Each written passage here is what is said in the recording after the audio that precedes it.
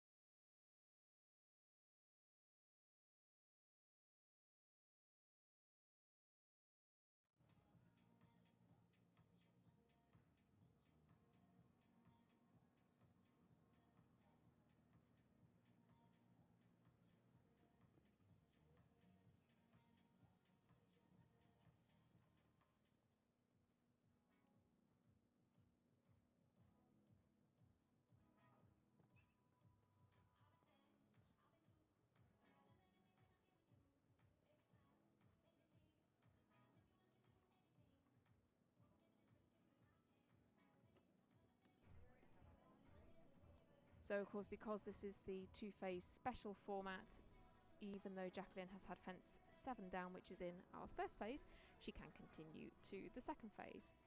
You know, most power and speed classes, if you have a fault in the first phase, you don't continue on, but this is, like you said, an FEI special, so the FEI wanted the class to be run this way.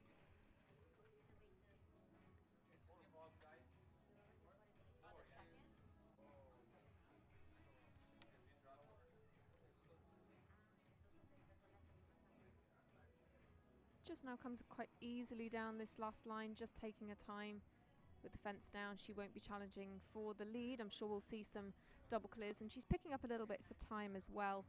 1 penalty added for every second started over the time allowed, of course. So with 39.45 in her second phase time, she's just over the 39 seconds allowed, so picks up that 1 for time. So gives her a total score for this competition of 9. So the time allowed in the first segment is 44 seconds, and then from jumps 8 to 12, the time allowed has been set by the course designer at 39 seconds. So we'll keep an eye on that. As we welcome in Richie Maloney, who's in next on Roxy Music. This is the 14-year-old Irish sport horse owned by Equanimity LLC. Yeah, again, Richie's been going really well recently. He's just outside the top 300 in the FEI World Rankings. With this horse, he won a 3-star speed competition in Kentucky back in June, and also a 3-star Grand Prix very impressively in the summer of last year in Tryon. He's competed this in 5-star Grand Prix at the Major League show jumping shows as well in the past. And they've had a few good clears this year so far, 3 particularly on their 2022 records. So he's just taking a little bit of a steadier approach into the first. Not in any hurry here.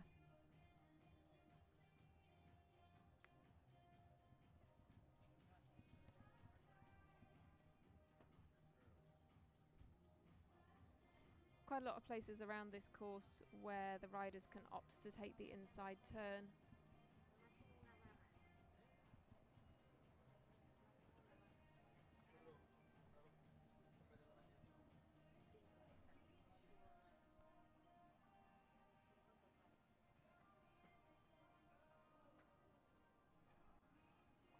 Goes 7 strides down to the double, needs a bit of a careful approach into that combination, of course, what with the upright coming in.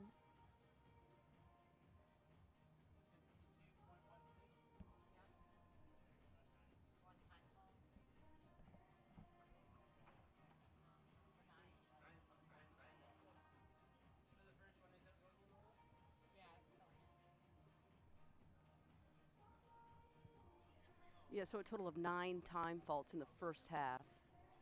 Like you said, sort of taking his time. And we might see a few riders do that with the big classes coming up this weekend. I would think so. You know, this is a really good opportunity for them to get used to this arena, just letting the horses have a good look around. And, you know, you could see that this horse was adding his own flourishes in a couple of places. A little fresh. Yeah, just it's a really good opportunity for them to get used to this stage and just set them up a little bit for the week ahead, because, of course, we've got a good number of 5-star competitions. We've got 2 big 5-star classes tomorrow, and then the team competition on Friday and the 5-star Grand Prix on Saturday. Those 2 will be the features.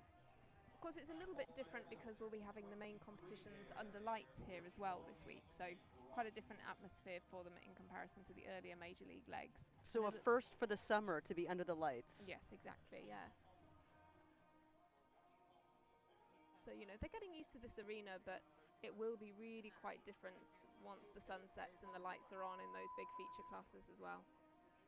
But being under the lights and being at night when there's big crowds, it adds so much excitement to the competition. Really excited about it. Yeah, absolutely. To see it. Yeah, no, I think it'll be really good, and you know, it's what a series like this is absolutely about. You know, making sure that you test the versatility of the horses and riders, and really makes them adaptable to all sorts of different arenas. You know, this is quite a different arena to, say, the big grass arena at Thunderbird Show Park in Vancouver. That's a big sweeping grass arena. This is a little bit smaller and, of course, on a surface. In the ring now is Serena Marin on Sebastian. This is a 15-year-old horse owned by Horse Orchard LLC. Kristen Vanderveen won a big 5-star at WEF a couple of years ago on this horse. Now Serena Marin piloting around. Clear so far. Yeah, this pair have had a good number of clears and some good results as well this year so far. They've been jumping up to 3-star level Grand Prix, and they've had 4 clears this year so far in international competition, including a great double clear in a 3-star 2-phase competition in Wellington in April. Certainly a combination that suit the 2-phase and speed style competitions. She's, again, you know, not pushing it for time. Really, I was just going to say, really taking her time to set up in front of the jump. I don't think she quite wanted to do that on the last one, but she seemed to be fitting in an extra stride before she jumps. Yeah, exactly. Just that fence just, you know, came up a little. She was kind of holding quite a lot actually on the on that double at 9, and I think that made the distance to 10 a little bit long for her.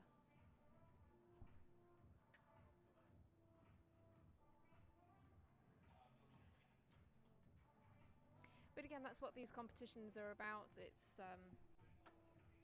about kind of the adaptability around the course, being able to shorten and lengthen the stride and get to those distances. So 38.05 in round 2 and a total of 6 faults for her score today. As we welcome in one of the hometown riders here, of quite a few Canadians here at Major League Show Jumping this weekend, and this is Erin Ballard, whose grandfather captained Team Canada in the 40s and 50s, well known to the Canadian audience and audiences around the world who follow show jumping. She's on Keelan and Denford. This is a very young horse, just 9 years old, a horse owned by Elon Furter. Steve Gurdat had a big win on this horse in Aachen a couple of years ago, and Erin has had the ride now for a little bit. Yeah, she's been riding this horse in national competitions, but not too many international starts yet for them. Horse was most recently with Rodrigo Lambre, ridden up to 4-star level, and prior to that by Anthony Bourquard of Switzerland as well. Rodrigo actually jumped this horse in the 2-star competitions on the Major League Show Jumping Series last year. And as you say, Erin comes from such a successful show jumping family, but so successful in her own right as well. She's in the top 100 in those world rankings, competed at a couple of Pan American Games and World Equestrian Games as well.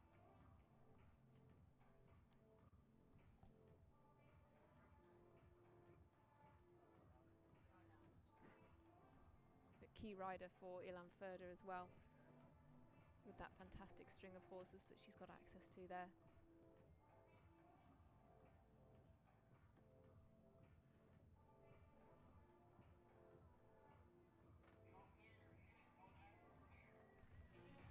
Quite a smooth trip.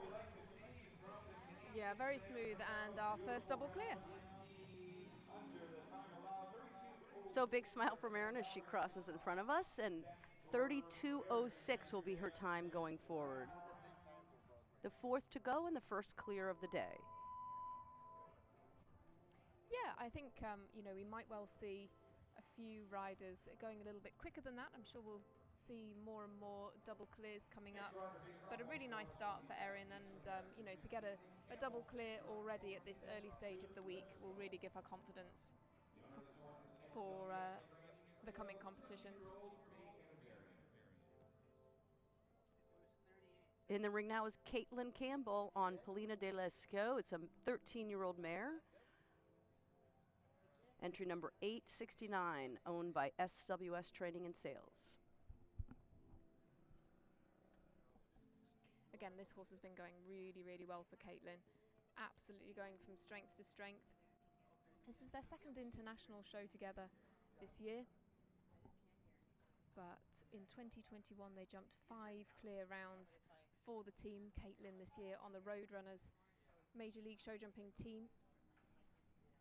And, as we were saying earlier, these fences are 1.40 meter in height, but this horse actually has a 42% clear round rate over fences of 150 height. So in theory, the height shouldn't be a problem for them here. Certainly a super talent for her. And I think she's giving her horse a pat and motions to the judges. That's enough of a warm-up, I think, for her today. Yeah, it's such a talented horse, and I'm sure one that she might be aiming for the team competition. So definitely one that she'll be saving for another day. They've had the look around the arena. They've got to grips with this atmosphere. You can see Paulina de Lescaut just having quite a look around on the walkout as well. So next up will be Alec Lawler on Condaloo. This is an 11-year-old Oldenburg gelding. 4 top 10 finishes in Traverse City for Alec on this horse. A lot of these horses obviously on the circuit came from Traverse City, which finished up a couple weeks ago, and they'll have more coming up in the fall. Yeah, going to another rider on the Roadrunners team. Alec Lawler has a couple of rides in this class.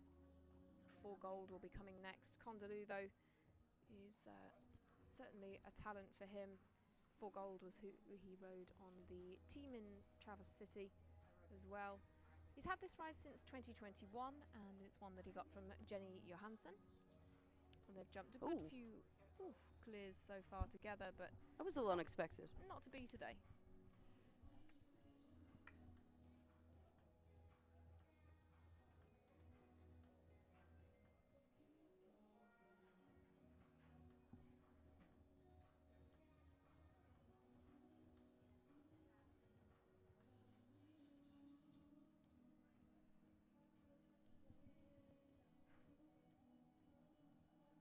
An 11-year-old, this horse, and I wouldn't particularly say that it was inexperienced, so.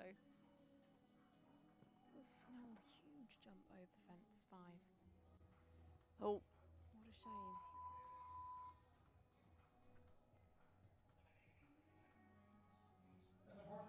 just not cooperating today. That happens. Yeah, it's difficult. The horse just really got quite unsettled after fence 4. That refusal there, but sadly the 2 refusals will incur elimination. That's a real shame because they're certainly an exciting partnership for the future, but just sometimes it's not the day for them, and today is one of those days. We'll see him again, 17th in the order on For Gold. As we move on to Peter Lutz on Halerno. This is a 10-year-old Dutch warm blood, the first of 2 for Peter today. Owned by the Lutz and Manfredi Show Jumping LLC. I talked to Peter about this horse this morning. He said it is a young horse and he's got a lot of scope. So that was the one thing he said about this horse that has most impressed them. So this is a not the highest jumps that he'll see, but he does have plenty of scope for it. Yeah, this jumps very, very well and has been doing so recently. In 2022, they've actually jumped 11 clears out of 15 rounds internationally, which is a pretty incredible rate, you know, more than 2/3 of the time jumping clear. They were also 5th in the 3-star Grand Prix at Traverse City back in June, and 2nd in a 3-star jump-off class also at Traverse City. Yeah, 2 top 3s in very good. June. Yeah. But it's the consistency with the clear rounds that's quite exciting about this young horse. Very careful jumper, as you say, you can really see the scope over these fences. That's quite an inside line to the double as well. Obviously trusts the horse to pick up over the fences, even with. Yeah, Aaron was quite tight to that too. Quite neat. I love watching Peter ride.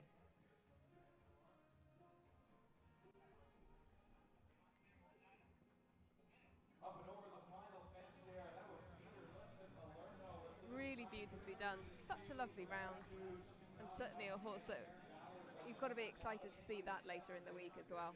Peter never looks like he's broken a sweat. And it is quite warm here. Beautiful weather, though. It looks like we're going to have the whole week. But that's a double clear for Peter Lutz and Halerno riding for the USA.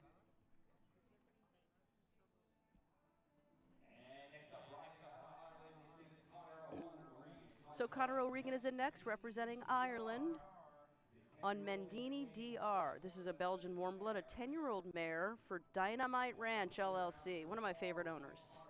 Dynamite Ranch. In the green coat.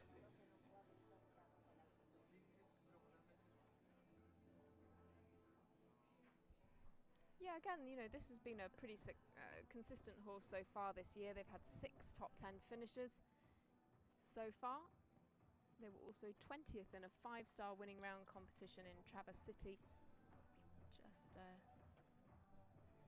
1 fence down in that. This horse came from Antonia Andersson of Sweden, who of course is a great starter of young horses. Now though, Conor taking over the reins and taking the horse all the way up to this 5-star level.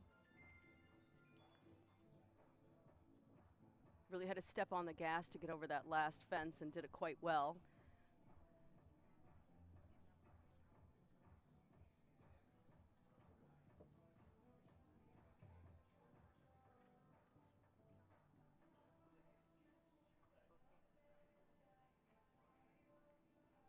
So that's the last fence of the first round, and they move on to the second phase. And it looks like there was one time fault, 44.09, as 44 is the time allowed. So just one time fault as they attack the second part of this course now. Yeah, which is a shame because he's actually picking up the pace now in the second phase. Of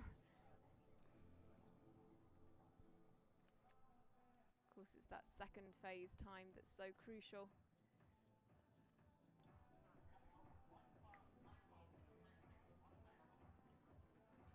Oh, and a light rub at the last. But just the one time fault. And it is the time of the second phase that will determine the winner in the end. I'm sure we'll have that to be the deciding factor as we work down the list by the end of the day. So just one fault for Connor. As we move on to Grant Seeger on Gray Fox Crossings Frida. And one thing I know about this horse, he loves this horse. Yeah, again, a really, really talented partnership. Grant's only been riding this horse this year internationally so far, but they've already had 6 top 10 finishes. And he's been taking this up to 3 stars so far, so exciting for him to bring it now to this 5-star stage. Of course, this was also the first time, the show here at Angelstone Events was the first time that 5-star show jumping had taken place in Ontario when it came here last year. This horse has also jumped around about 50% clears with Grant so far. They've been going just better and better together.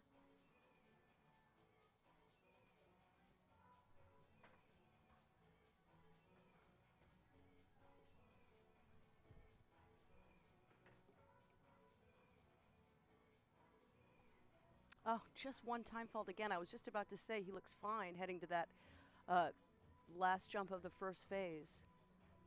Yeah, 0.13 of a second as well. It's so tight. But that's the rules.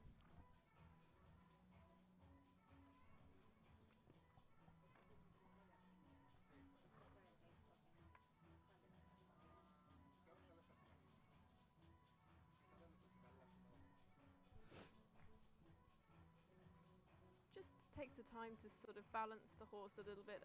Wouldn't necessarily say that this was the easiest ride. Certainly got the talent, but you know, a few bucks in between there and a few times just going a little bit disunited on the turns. So wouldn't necessarily say it was the easiest, but certainly has the talent.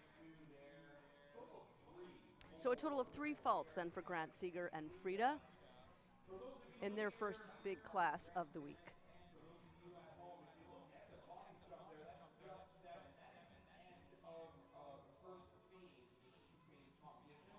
So next in the ring is Hunter Holloway, who I've been watching ride since she was on ponies. I saw her win the Maclay Finals in 2016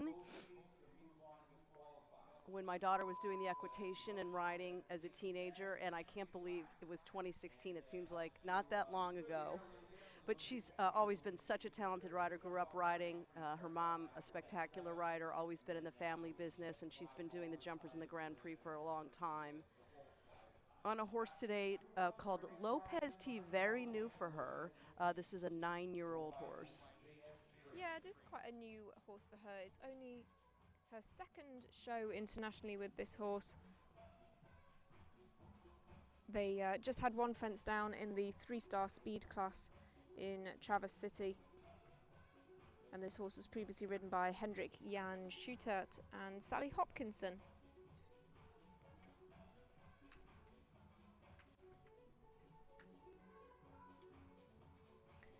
Hunter, as you say, just such a talented rider, and going from those young rider competitions then to be doing so well at the senior level. She was 16th at the World Cup finals in Leipzig with Pepita Conspita. That was earlier this year in April. She was always so comfortable jumping the big classes and jumping big jumps.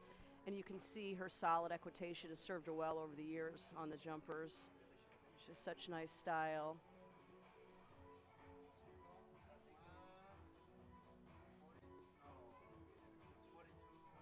Five-star wins to her name as well at shows like Calgary a few years ago.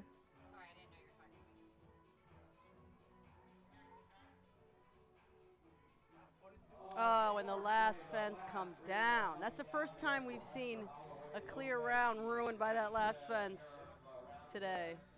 Yeah, such a shame. So close. So near, but yet so far. So, but two really nice rounds. Yeah. She was a little bit slower on the clock, but you know, still within that time allowed. So, such a shame about that final fence. Yeah, she would have been just inside the time allowed. 39 is the time allowed for it jumps 8 through 12.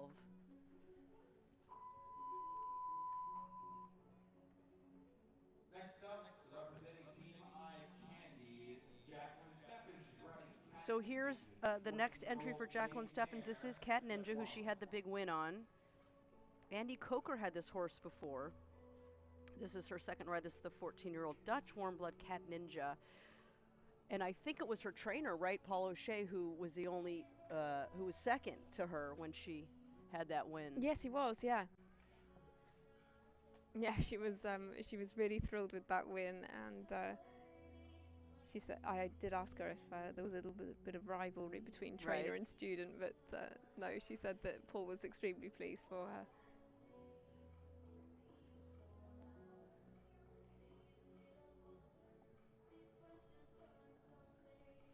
Emil Hallenbach, also previous rider of this horse, and again she's had some 5-star wins with this, and this has been another key partner for her on Team Eye Candy as well.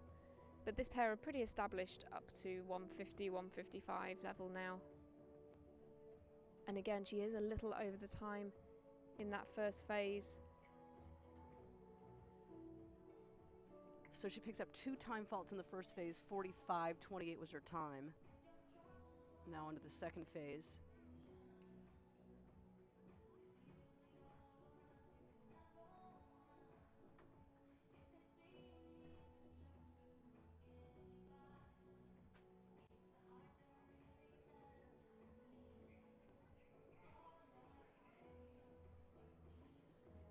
Up and over all the rails. Stay up. Great to the last though, and getting a little bit of pace up down that final line as well. You can see this horse's potential for speed. Absolutely.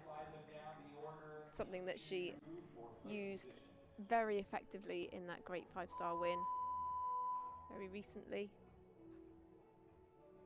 So just 2 time faults. 38.11 was her time in the second phase. As we welcome in the next horse-rider combination in this class, and this is Tanner Karotkin, just 21 years old. This is ideal, and Tanner says this is the ideal ride for him. It's a hot horse, and he really likes it. Coming off, I know you and I were chatting about this, a bit of a disappointing weekend last weekend. Yeah, it was a shame actually. You know, Tanner was so aiming for that North American Youth Championships and had a few fantastic rounds. Did really well in the speed class. But sadly, just on the final day in the individual final, it just didn't quite go his way.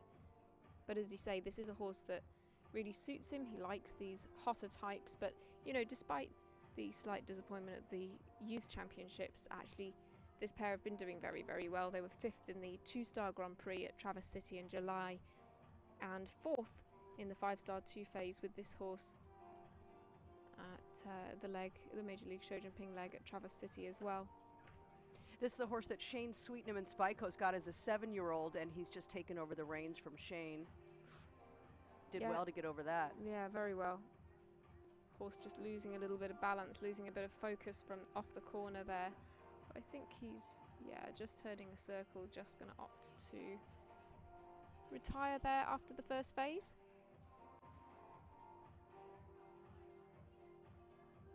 You can see that this horse does get a little bit unsettled, so it's really a fantastic opportunity for them to be able to compete in this kind of warm-up class, if you like. Right, yes. I think they might have to give him a second to find a way out. Doesn't want to leave now. Can I go back in and do that again?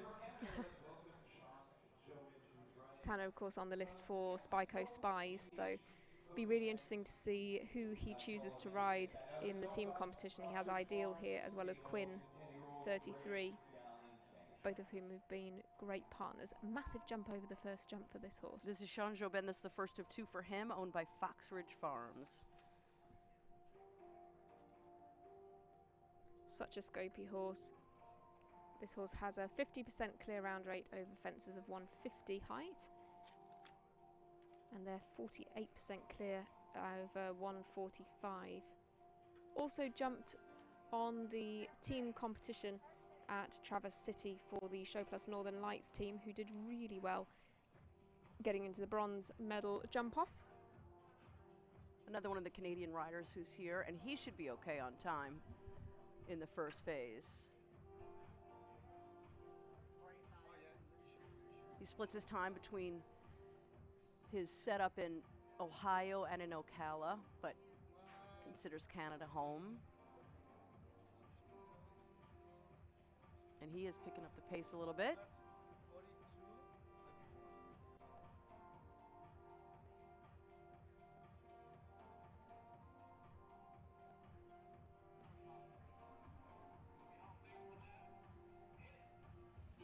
Yeah, good pace down that last line as well, and 34.43, pretty quick. It moves him right into third place at the moment. Aaron Ballard, 32.06 is still the leading time, but again, it's early going. I'm looking, but at the start, 54 in the class, quite a long list. So we're about I'm trying to do the math, less than a third, about a fourth of the way through the class. A lot to come, but a terrific round for Sean, and we'll see him again on his second ride. And here comes Margie Goldstein-Engel, veteran of 17 World Cups. She's no stranger to any kind of format. She's on Jack of Hearts, owned by Glade Wind Partners LLC. Yeah, as you say, I mean, what Margie hasn't done is hardly worth mentioning, and what I think is so incredible about those 17 World Cup finals, they span 1988 to 2012. Pretty amazing time range, but has so many great horses in her string at the moment. Decas, of course, one that she's been riding to various championships and on the team competitions. Last year she was on the Lucky Charms team, now on Spy Coast Spies, who are in that second spot in the overall championship. But this horse is very, very consistent for Margie, and it'll be really interesting to see how this performs this week. In Traverse City alone this year so far, they've jumped 80% clears. Amazing. Jumped this in the 5-star competitions in Wellington as well. And it always amazes me when I watch Margie ride that when the horse holds his head up, it's taller than always she is. Yeah, she rides some of these huge horses. Always on huge. She loves the big horses. So petite herself. She's a brave lady, that's Yes. for sure.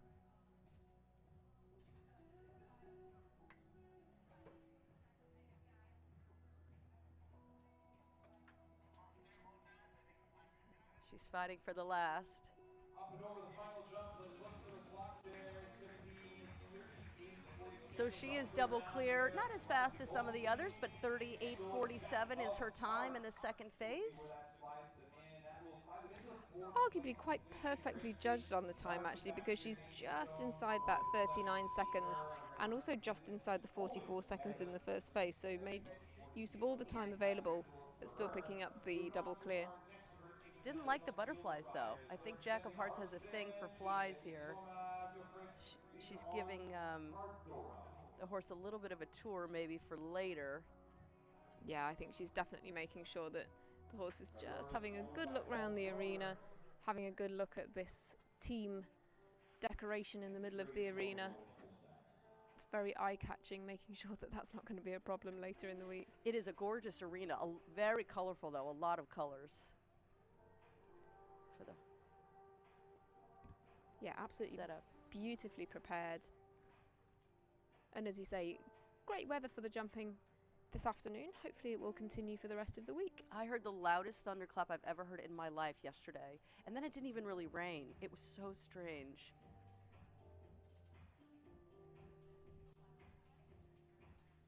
And we're supposed to get a little bit of rain today, which is probably welcome. Just a few raindrops and then gorgeous and sunny weather expected for the weekend, the big Friday night and Saturday night under the lights. As we watch Thomas Joffre on Cardora, owned by Stellium Sport Horses, and All good so far. Again, not a particularly, well, I mean, he's had this ride since 2021, so they've had a little bit of time to get to know each other, and they're just getting more miles on the clock, but opts to just do the first phase here, I think, today. We'll give the horse a pat. The one rider here this week representing Argentina. That horse was actually the one that Thomas was 5th in the 5-star Grand Prix at Traverse City at the second leg of the series with, and in getting that 5th place he just picked up 2 time faults, so it was a really great performance. So perhaps he's just saving the horse for later in the week again. So this is really a home game for Amy Miller.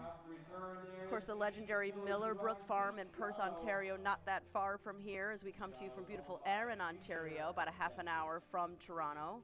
This is Cristiano. She took over this ride from her dad at Wellington a couple years ago. She's been teaching students in some of the other classes all week. She was on some a young horse I saw yesterday, and then she really went out, turned around and stood at the in gate on the horse and watched a student go. So she's quite busy this week. Yeah, I'm sure. I mean, as you say, her dad took this horse up to 145 level, but she said that, you know, she really wants this horse to step up and to be doing some of the 1m60 Grand Prix, so that she's got 2 horses that are really consistent and confident at the very top level. But she did ride this horse on Team Eye Candy last year and was on the team for, I believe, 3 podium finishes. That's a very good turn back now to fence 8.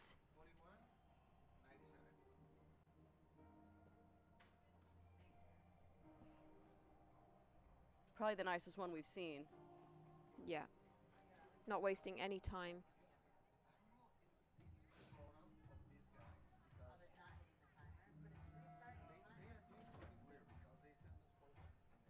Amy doing so well in the 2021 season as well. And it is the fastest time so far, 31:78 for Amy Miller and Cristiano. They go right to the top of the leaderboard. That was quick. I think really where she got the time up there was at the start of the course, because we've seen a good few people picking up the pace a little later through that second phase, but she really had a foot to the floor from the off. As I say, really successful on the Major League Series last year for 3rd in the overall season standings, and that shows consistency. And she has quite a cheering section over in the one section of the VIP tents. A lot of family and friends here in Ontario rooting for her. I'm sure we'll be seeing more and more spectators packing out this arena, but it's great to see some supporters here already at quite an early stage of the week. So here's 4 Gold, who you mentioned earlier, Alec Lawler in with his second ride. This is entry number 804, 17th in the order. Yeah, 4 Gold is a fantastic ride for Alec. He's been jumping this very, very successfully, jumping this in various Grand Prix, won a 3-star Grand Prix at Traverse City back in June with this horse. And he's been in the top 10 3 times out of 5 Grand Prix jumped this year.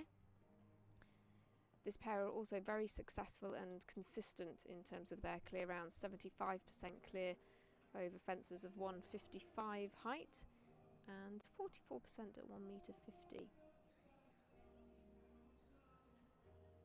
He's not really gunning it. No, I mean, I would think here he's again just allowing the horse the opportunity to take a good look round. Again, could be one that he's aiming for the team competition, because he did ride this horse on the Roadrunners team previously.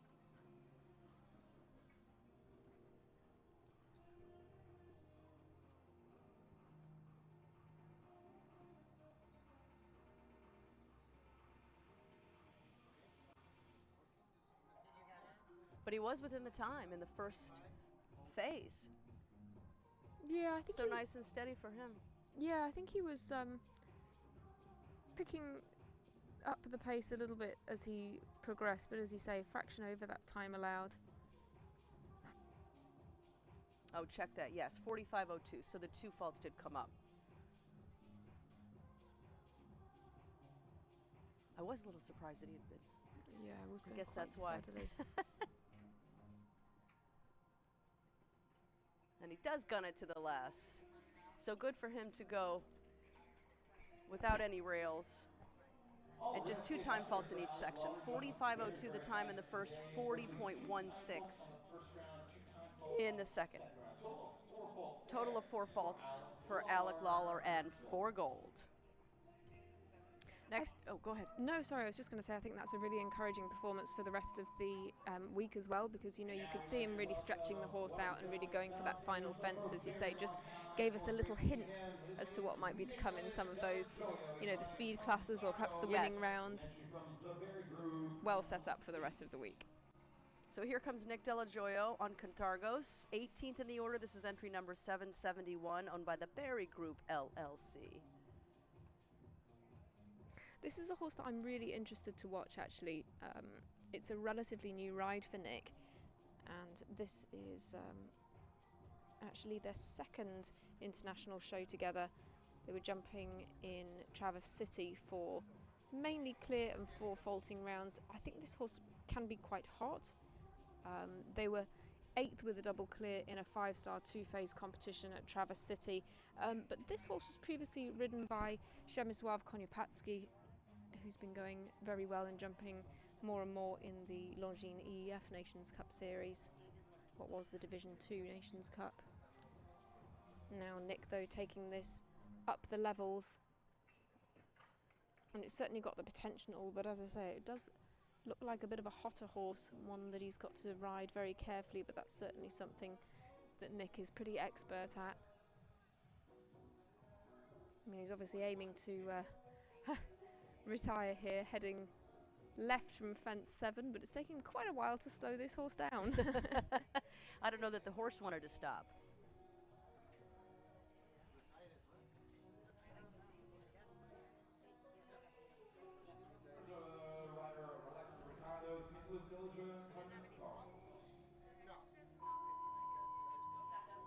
So Nick will retire. He did what he wanted to do in this class today, and we will see him later in the week. But actually, when you look at his time in the first phase, 41.84, that's actually one of our fastest times so far in the first phase of competition, you know, bar 2 actually, bar Erin Ballard and Peter Lutz. So again, it's really got the potential to be fast and careful. It was even quicker than Amy Miller's first 7. Okay, so on we go to Emma Marlowe on Cherokee. I talked to her about this horse today. She was, he's 15 years old. She's been thrilled with all the clear rounds she's had on this horse. Yeah, she's about 50%, just over 50% clear so far this year with this horse. Jumped 2 clears for the team in Vancouver. Didn't quite go the way of the team in Traverse City. She rode on the Eye Candy team in 2021 with primarily with the horse Style Hall. Cherokee's a former rider of Cara Rather Carey as well, who rode it until the end of 2020.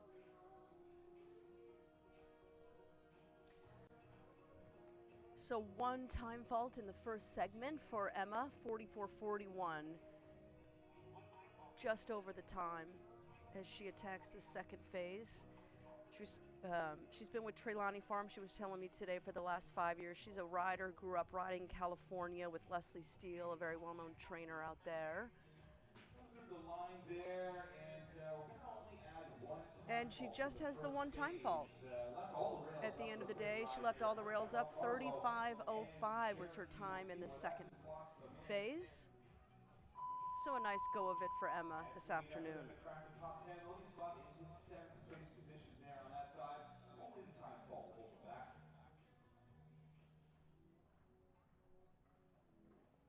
So 2 riders so far, Connor O'Regan and Emma Marlowe, with just the 1 time fault. Right now in 6th and 7th place as we continue on in the order. And here comes Natalie Dean, who we did see in the earlier class have quite an experience in a meter 40 class, and a horse that took off, and left the ring, had a bit of a joyride, which was quite scary, and she got herself up, and she is fine, and it's so good to see her riding in this class. Yes, I saw that.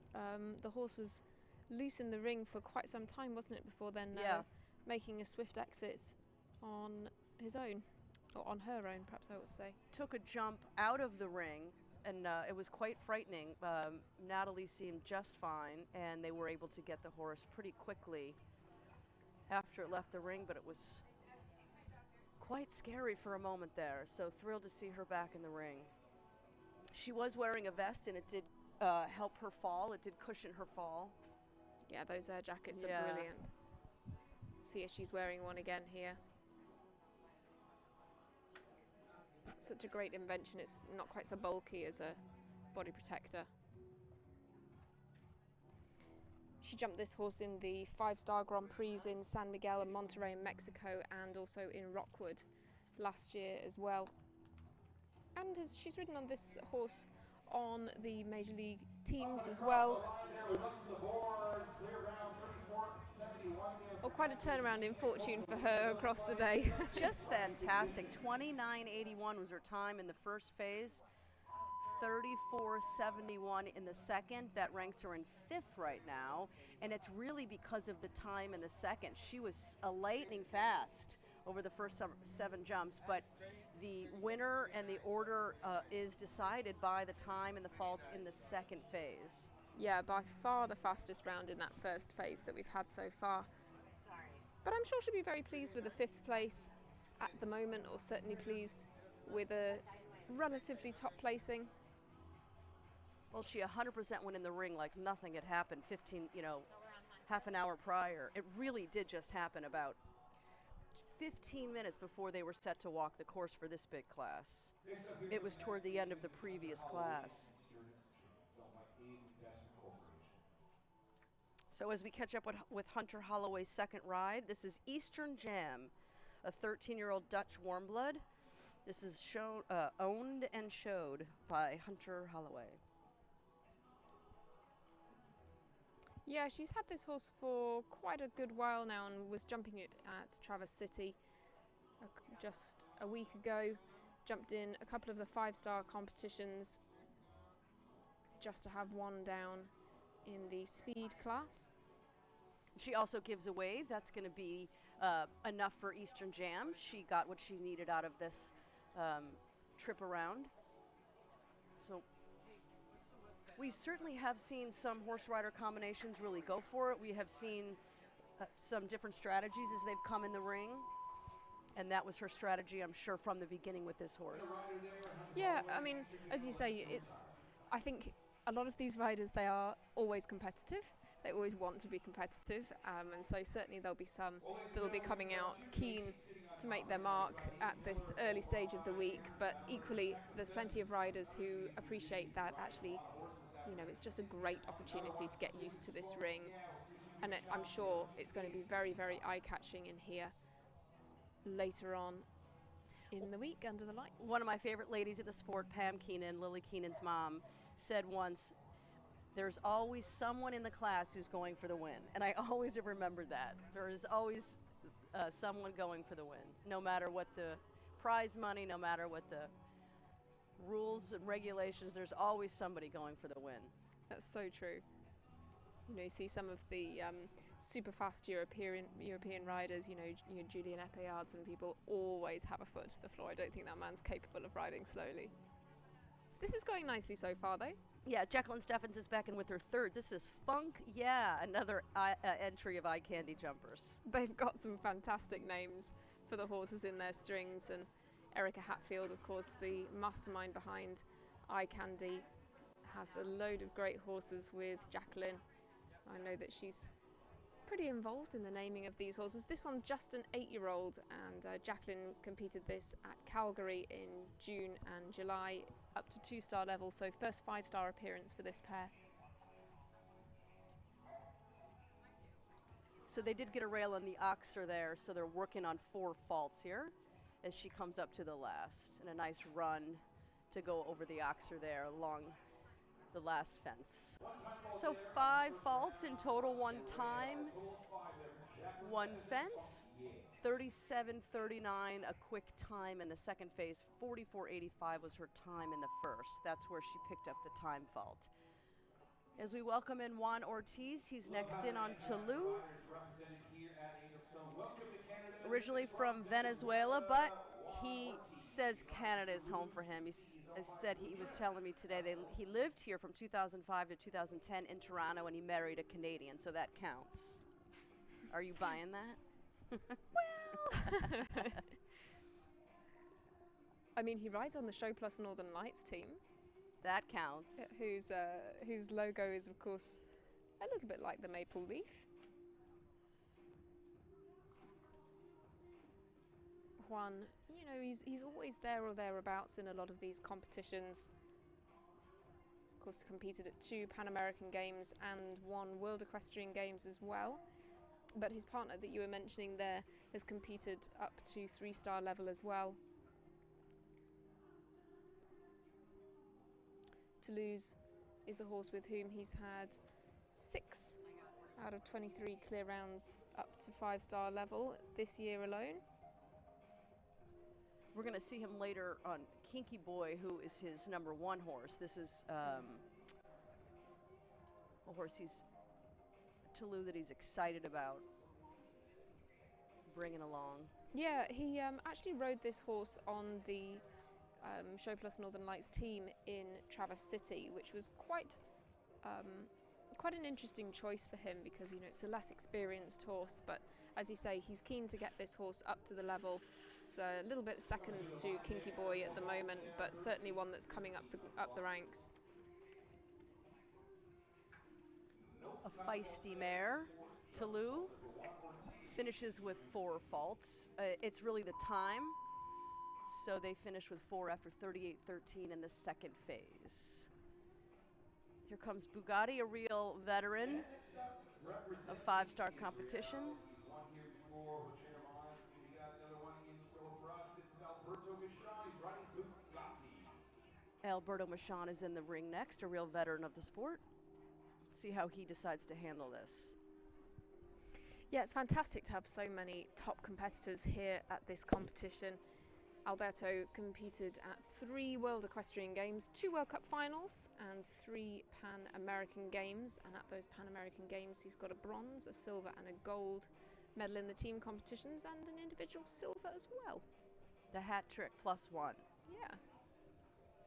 Competed at 2 Olympic Games as well with that great horse that he had, Rosalia La Cia, as well.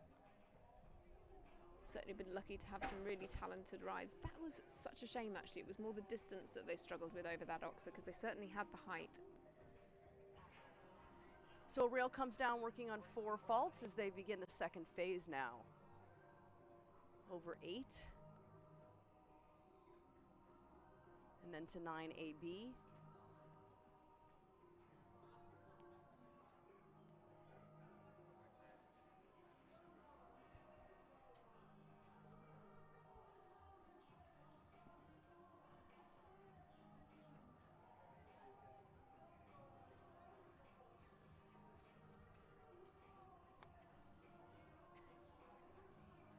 Through the line there, that was Alberto Michon. So Alberto Michon finishes the second phase in 38.12, and he'll finish on just the 4 faults, that 1 rail coming down in the oxer.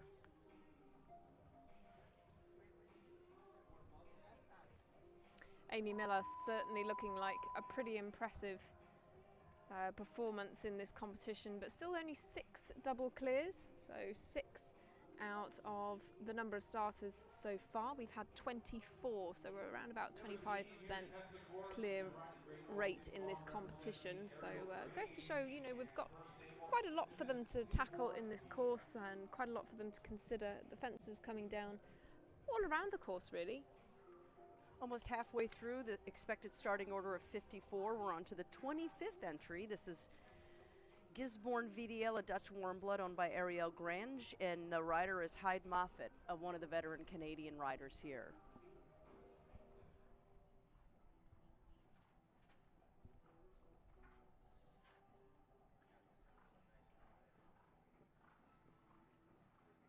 Again, you know, it's a relatively steady approach, just taking a little bit of an outside line.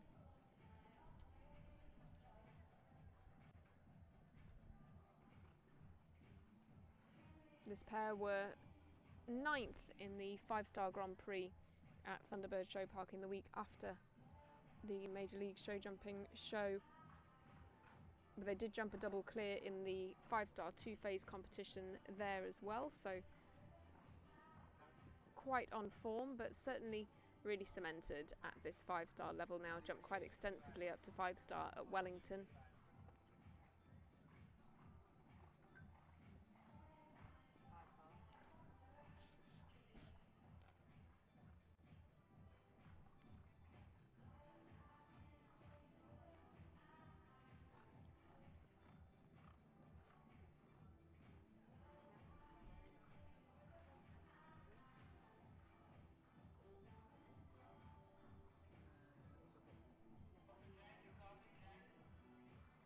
So working on 5 time faults from the first phase. Hyde is finishing up and over the last fence.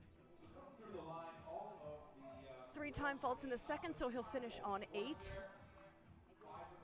That currently ranks him 18th in the order as we are about halfway through. A.B. Miller is still leading the way on Cristiano. 31.78 in the second phase is right now the time to beat. Aaron Ballard is second, and Peter Lutz on Halerno right now is in third.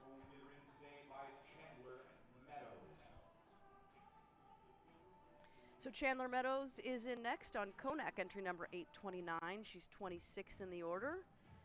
She is the owner and the rider. Again, you know, she's gone well at the Pan American Games as well, but had some time training in Europe as well.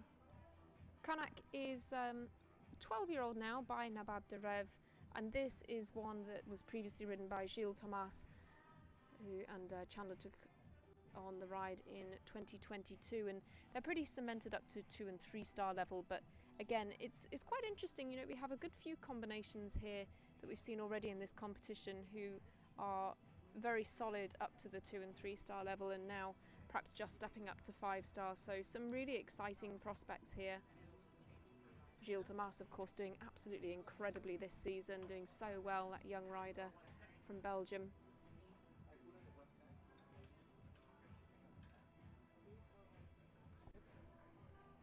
Again, opts to save the horse for the rest of the week. So Chandler takes the wide turn and just will school around for a bit and elects to retire after just the 1-time fault in the first round. But a nice trip around for Chandler, and we'll see her later in the week. Grant Seeger is in next, another horse of Gray Fox Crossings. This is his second of the day. It is the last horse we'll see before the drag break, and we'll take a short time out, but one more to go in this 2-phase competition here in Erin, Ontario. It's such a big week for Major League show jumping. It is the 2-star and 5-star weekend and team event, and under the lights, we own the night is their theme. Now right now we own the afternoon. I see some gray clouds, but they don't look too ominous. So far we've been nice and dry and had beautiful weather up here, this gorgeous Canadian province.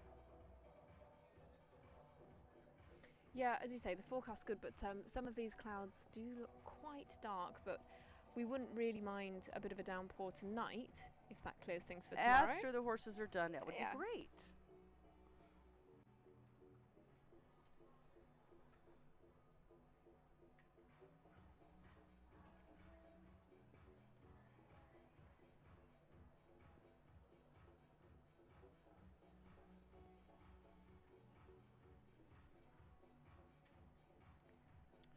Nicely through that first phase. Looking to see if the timer's reset. 43.9, so just under No time fault. He's good to go as he continues on to the second phase, headed to the CWD jump.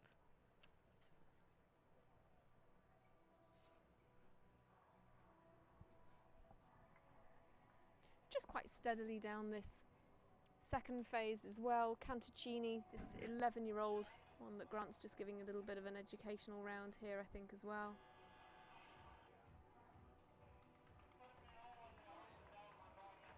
And again, just under the time allowed, 38.66. Good for him. Grant Seeger is clear. But that will put him in 7th place. So right now in the top 10, 38.66 is time in the second phase, just behind Margie Engel and Jack of Hearts. Grant really getting a handle on the time now with that second ride, you know. Had the 1 time penalty and then the 2 in the 2 phases with his first ride there. Absolutely. Double clear. Yes. He learned quite a bit from his first trip around. So we'll pick up the second phase of our broadcast with Richie Maloney and Cocoa Beach. As soon as they complete a drag break here in the ring with this gorgeous footing, they'll take care of it for a minute. We'll take a quick timeout and we'll be back with you when Richie comes in the ring.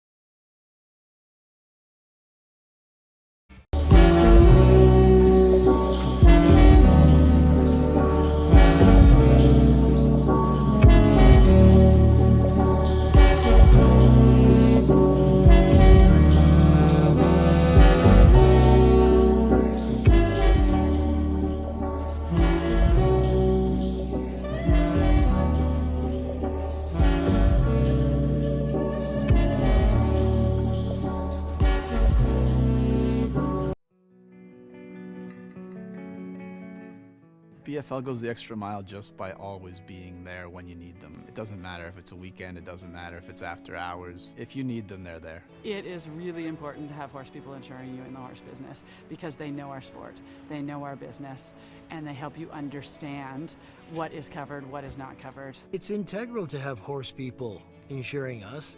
BFL are horse people. So we get great confidence that they know what they're doing when it comes to our coverage. I couldn't be happier with my coverage with BFL. They're a fantastic company and I'm so thankful to be associated with them. I'm Danielle Toronto and we are customers of Marshall and Sterling. They have been amazing for us, for our business. They take care of our farm, our horses, our cars. It's basically one-stop shopping for us. I'm Jimmy Toronto. You know, unfortunately, we've actually had to really use Marshall and Sterling for horse death, and I have to say that Marshall and Sterling has been an amazing company. They have taken care of things. It's been worry-free. The person we deal with, Missy, she takes it all upon herself. Once we go to her with the claim, she does it all for us. And I have to say, since we've been with Marshall and Sterling, I just can't think of going anywhere else. I put all my trust, all my faith in them.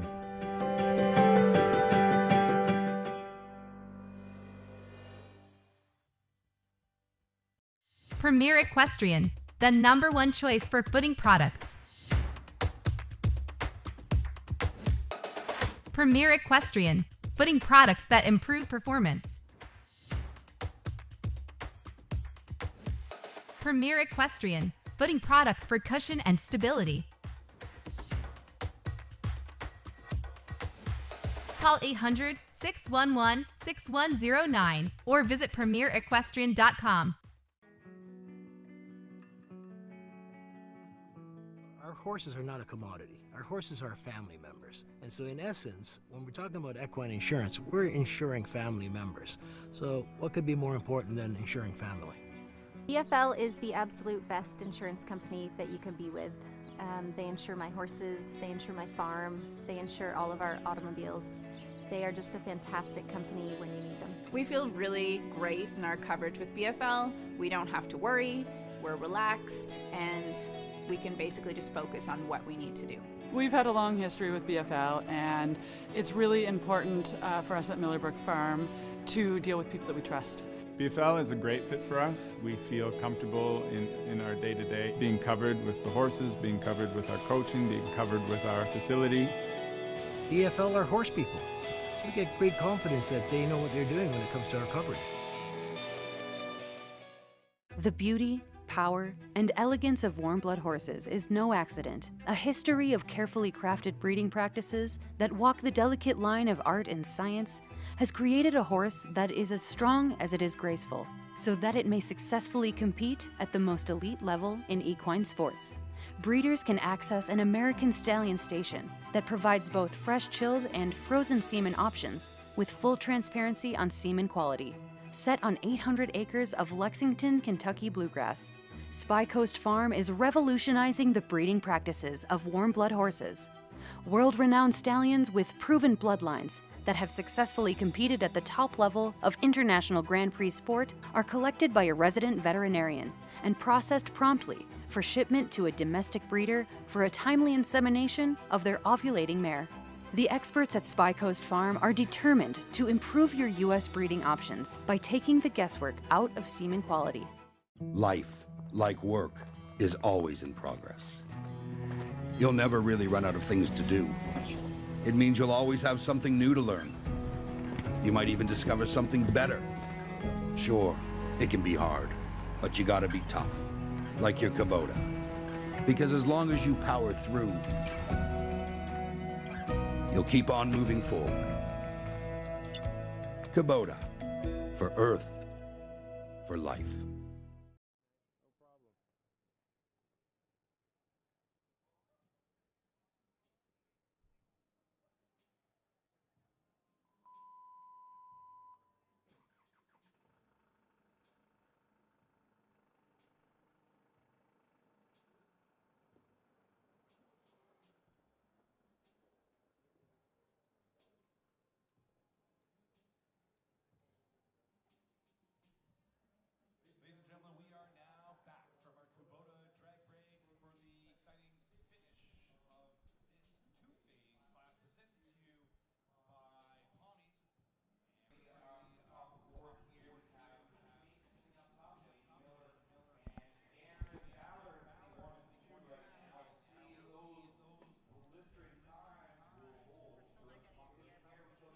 So welcome back as we continue with our broadcasting of Major League Show Jumping. Its 5-star, 2-star weekend here at the Angelstone Tournaments. Deb Placey along with Hannah Robson, we're so pleased that you're with us. Richie Maloney and Cocoa Beach an entry of Equanimity LLC, are next to go. Great breeding on this horse by Casal and out of a San Petrignano Corrado mare. One that Richie's been riding internationally for a couple of years now, up to the 5-star competitions. He jumped the 5-star classes at the Major League show at Traverse City back in September last year. And other than that, has been jumping this horse generally up to 4-star level, but they've got a good few top 10 placings, and this horse very rarely drops more than 1 pole. Had a good double clear in a 3-star 2-phase competition back in July.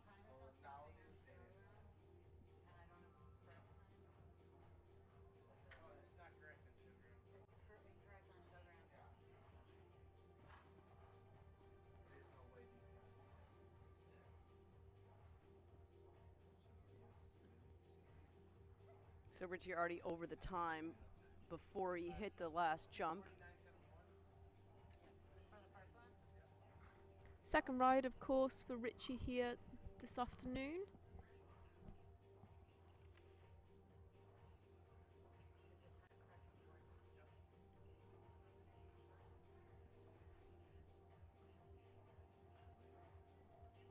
Around this second phase of the competition, there's definitely a few places where, should they want to, they can take the inside lines and they can shave off some of the time.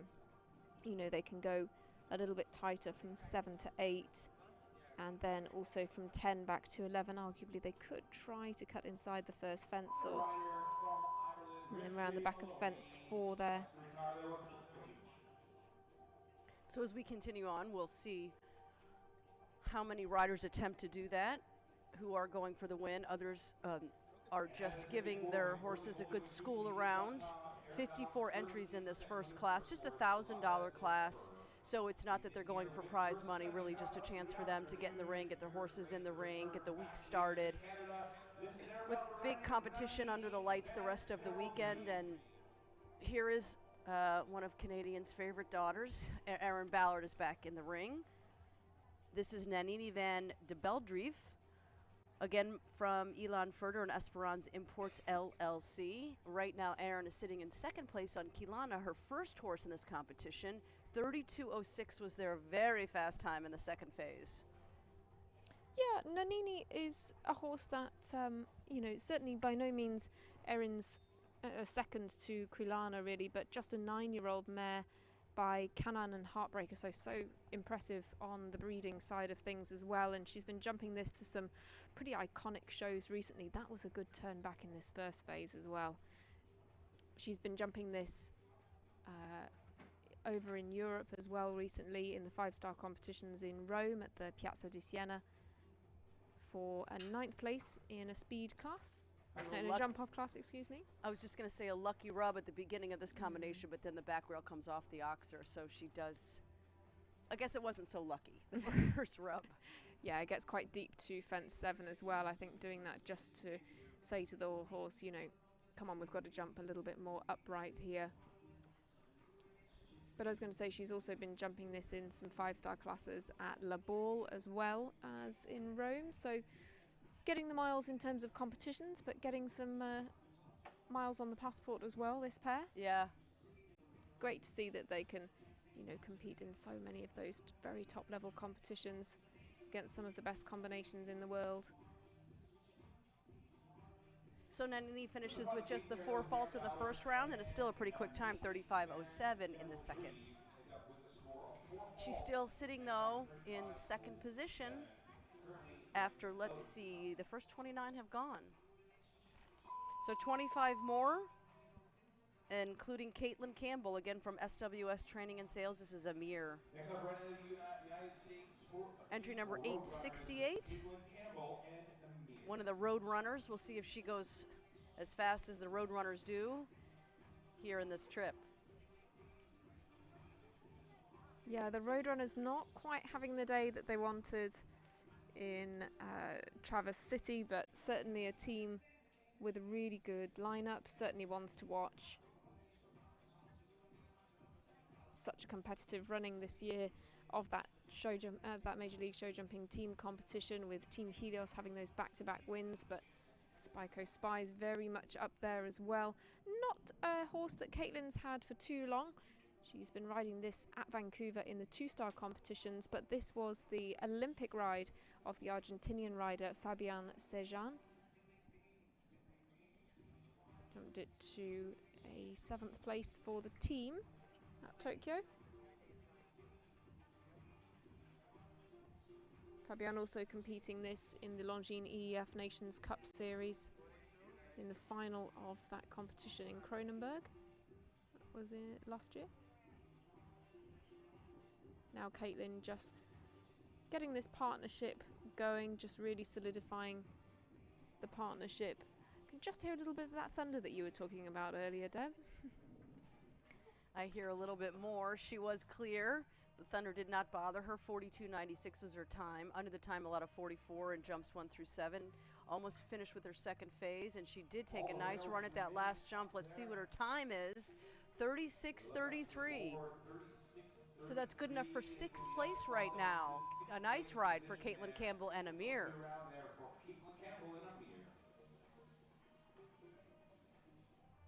Next up, riding it around is another mount of his. This is Connor. So great job by Caitlin. On to Connor O'Regan now, who just went from 8th place to 9th place thanks to that nice round by Caitlin. He had just the one time fault in his first trip around on Mendini. He's in now on Manchester, an entry of Del Shore Horses LLC. This is entry number 822, 31st in the order.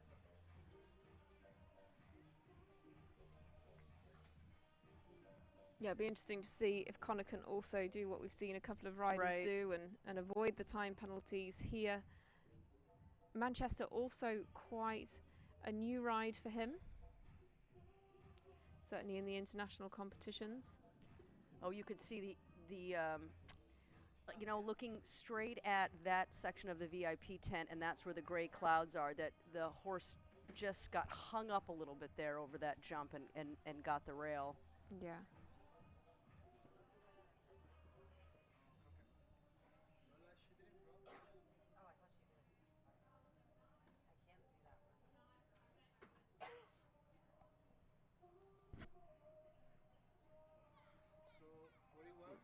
Pumping his arms to get over. This horse, I believe, is the former ride of Marie de Mont, and who's competed this up to 5-star level. Marie de Mont of France.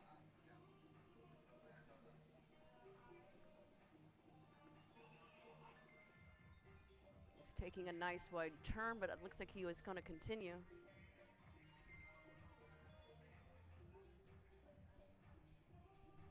And then just one to go. And clear on the second part, but 4 faults on the first. So he finishes with 4:37.55. Pretty quick time in the second phase for Connor O'Regan.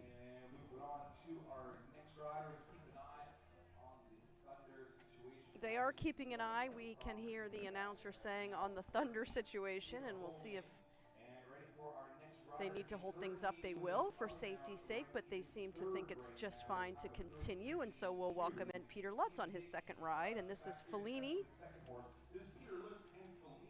And he was telling me a horse that he's had for a year, very talented. I said, tell me a little something about this horse. He said, very careful. So I said, okay, we'll watch for that. Certainly looks careful over that first fence. But again, just taking a little bit of a steadier approach. I mean, he looks like he's riding a hunter class, doesn't he? Yeah, he does a little bit. I mean, he is a beautiful hunter rider. He looks like he's riding a little bit of a hunter. I think you were saying earlier, you know, such a very stylish rider. And this horse would certainly get points for scope as well.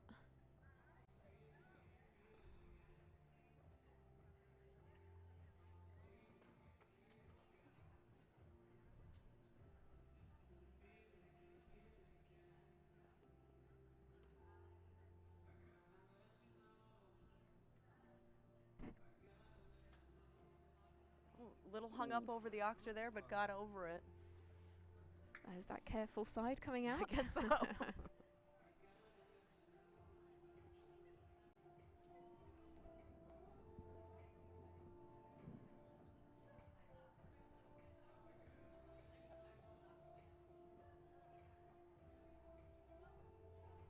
And actually, I think this horse is probably quite deceptive. I wouldn't necessarily say it's the biggest, but certainly covers the ground quite effectively because the times are actually really quite good for that round.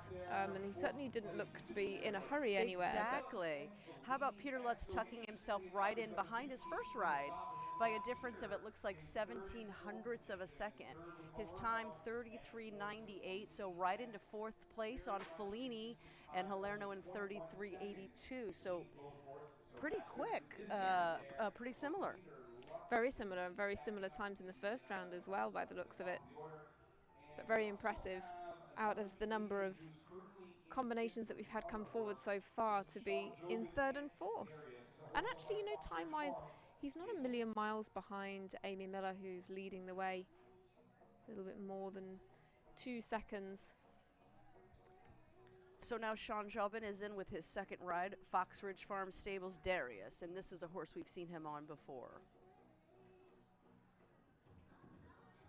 Yeah, Sean, new to the Major League show jumping teams this year, but good performer on the Show Plus Northern Lights team. Quite into his technology as well to help his riding.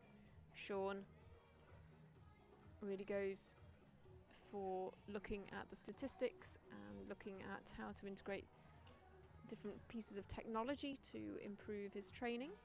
Measuring heart rate as of his own, I think, and the horse as they go along. It's a little bit like advanced analytics when it comes to other sports, something that he really believes in and seems to be working for him. He's partnered in the technology and uses it in his training. Yeah, definitely. Not something that's particularly done by too many riders yet, I guess. But certainly something I'm sure we'll see on the up in coming seasons. Really nicely down to the last there as well, though, and certainly a very good time in the second phase. Just a shame to be 0.1200ths of a second over the time in that first phase. Still in 10th place, sitting in 5th on the first entry he had where he was double clear. So quite a good afternoon for Sean. Just the one time fault in the first phase. And clear 33.69 very quick in the second. Another Canadian rider comes back. This is Carly Faherty. We were talking about that class that Natalie Dean had that scary incident in. Carly actually won that class. She had one time fault, but there were no clears, so she didn't have to jump off, and she won the class.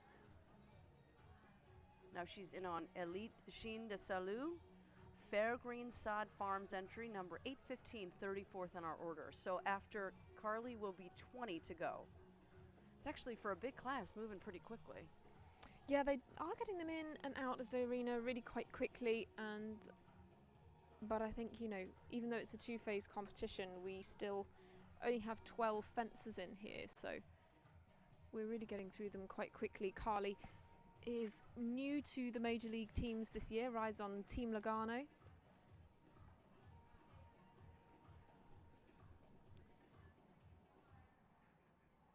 Also previously jumped in the Hunter and Jumper classes as well. Of course, we're really taking you through the top level of the show jumping action here at Angelstone Tournaments, but we do have some Hunter rings as well at the venue. Equitation classes, medal classes, ponies, pony jumpers. Lots of kids here this week. Around 600 or 700 stalls normally at Angelstone, and they said they have 1,000 stalls this week for the big weekend. About 300 extra stalls here this week. It was a very nicely ridden final jump. And we're going double clear for Carly Faherty. She's having quite a day.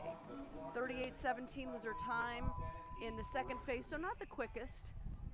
As we hear a little more thunder, and I felt a little bit of a raindrop, but that doesn't usually bother the horses. It usually bothers us more. But right into 8th place with Elite Chine, Carly Faherty, as she gives him a pat, and Margie Engel comes back in the ring. Another of these pretty sizable horses that Margie really likes to ride. You know, part of me thinks she makes the horses look big because she's so tiny, but I definitely think she loves the big horse.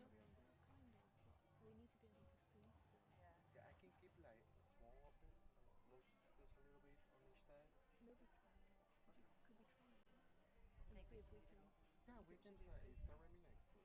I can wait. Unless it starts really raining. Okay. I think it's really hard.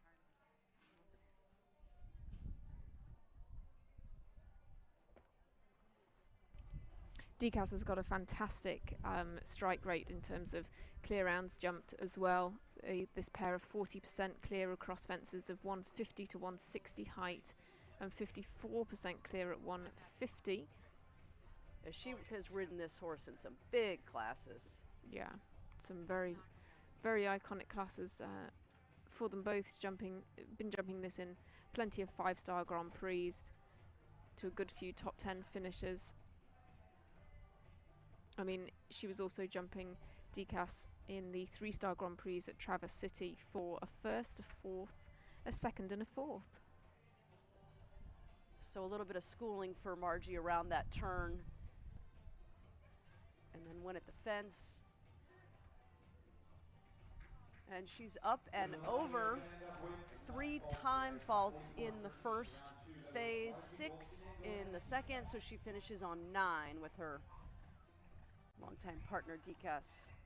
Margie also on the lineup for the Spy Coast Spies this week as well, so could be getting Decas ready for the individual competitions or potentially for the team competitions. Next up is Susan Horn, another Canadian rider. I think this is the first horse we've seen her on today. She's a veteran show jumper who lives here in Ontario. She actually graduated from the University of Toronto.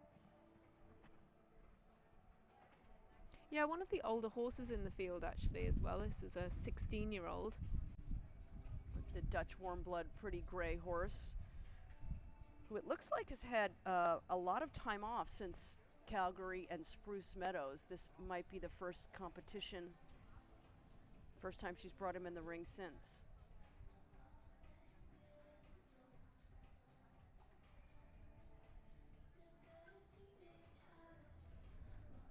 Another fairly big striding horse actually, but she's taking that inside turn, I think.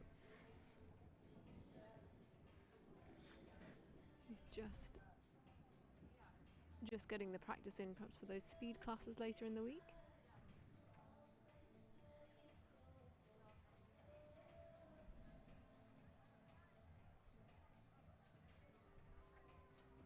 Horse has a nice expression.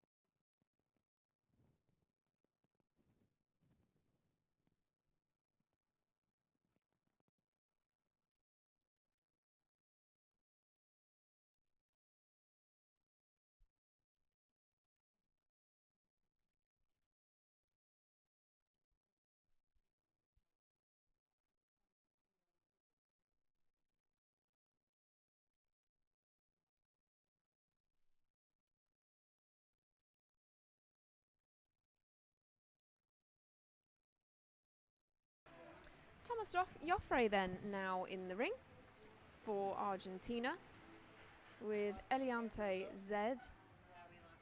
Thomas already has had one ride in this competition. Now we're on to the second for him. Amy Miller still leading the way though with Cristiano with that lovely double clear. And of course our fastest time Rain starting to set in a little bit here at Angelstone Tournaments. But as we were saying earlier, it's not necessarily something that would bother the horses, but perhaps just makes things a little bit uncomfortable for the riders. Yeah, it's coming down pretty steadily now. You can probably hear it as well as see it on our live stream. We're still expecting to see Mark Blumen, another from Amy Miller, and Kent Farrington, who's here on Austria 2.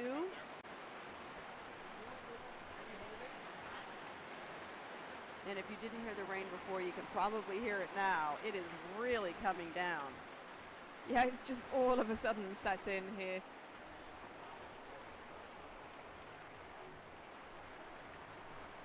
But as you say, we do still have a good few combinations on our list. It's good that the rain's held off for as long as it has.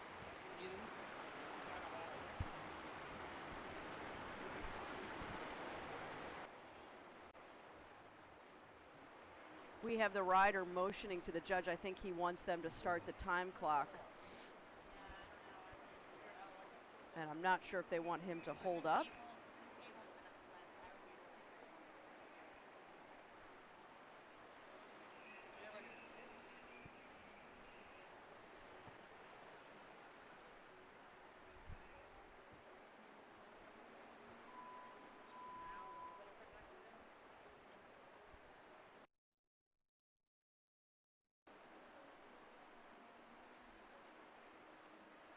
But the countdown has started and he is off and running. This is Eliante Z from Stellium Sport Horses LLC, entry number 794.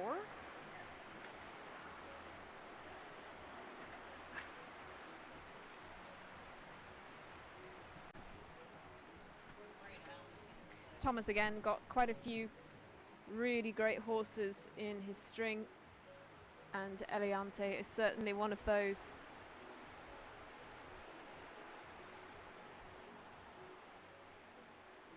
Certainly not bothered by the weather yet.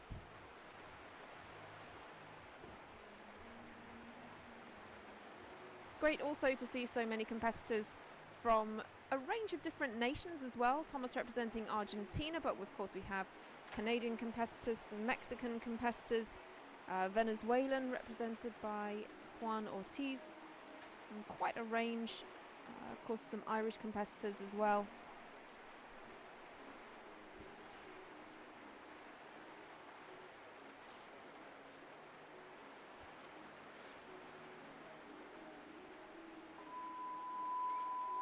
Such an international field, and most certainly an international field in terms of the horses breeding as well. We have quite a lot of European bred horses, a good number of Dutch bred, some Swedish horses, some Irish bred as well in the field, which really just makes for such a dynamic lineup. And that's something that we also see in the Major League Show Jumping team competition as well, and it's something that a lot of the riders comment on, you know, the fact that a lot of them are quite used to jumping for their countries, but not only that, they now get the opportunity to jump in this really fun format where they're alongside competitors from all over the world.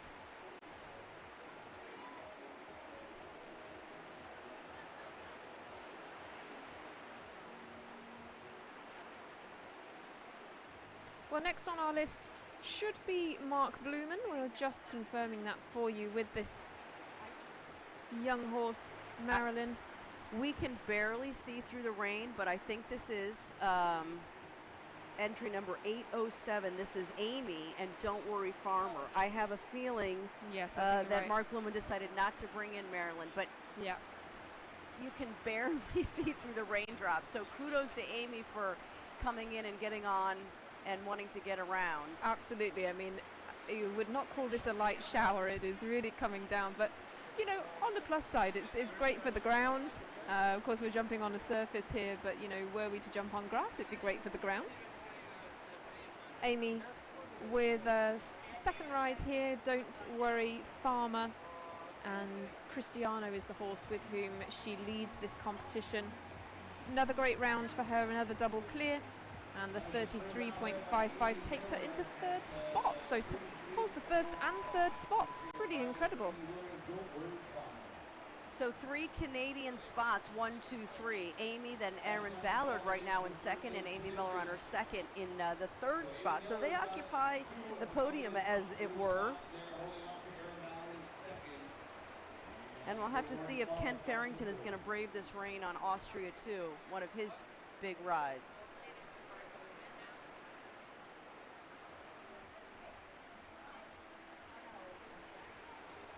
Yeah, as you say, it's become a little bit difficult to see in here, but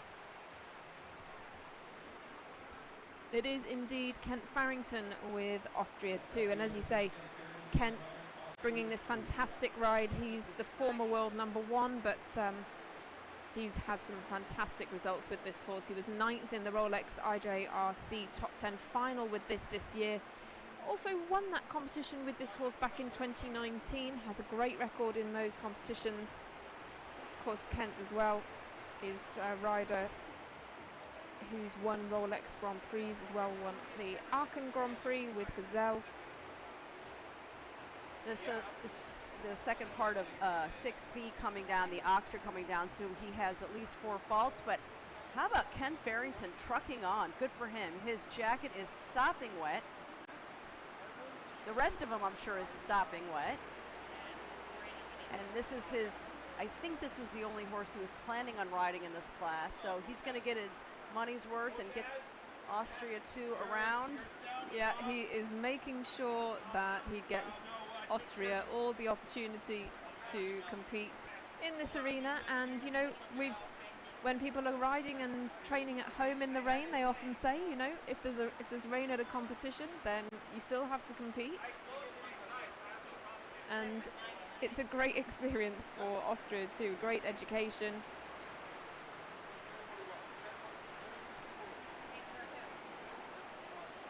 All right, we'll put on our goggles and we're going to tell you who's next in the ring. I think she's laughing, and it is Natalie.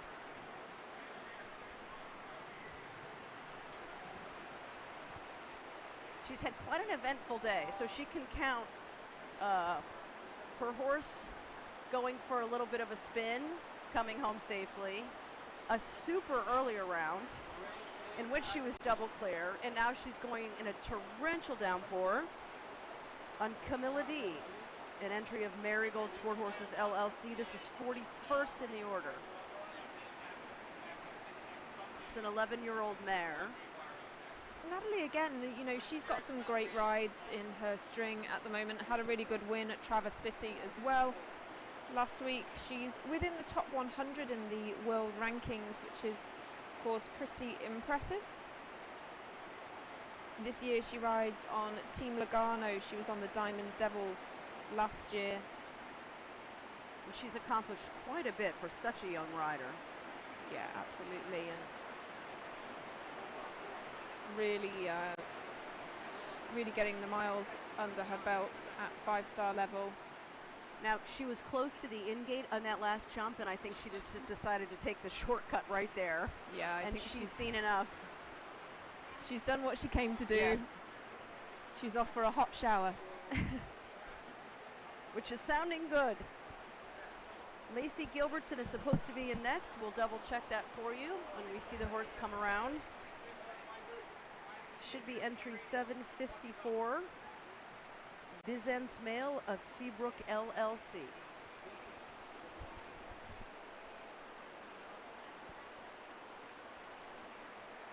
Lacey, another rider for the Spy Coast Spies, who had a great performance in Vancouver. She was on the team that got the silver medal there. Byzance Male, a fantastic horse for her for the team competition. She rode it on the team competition 5 times in 2021.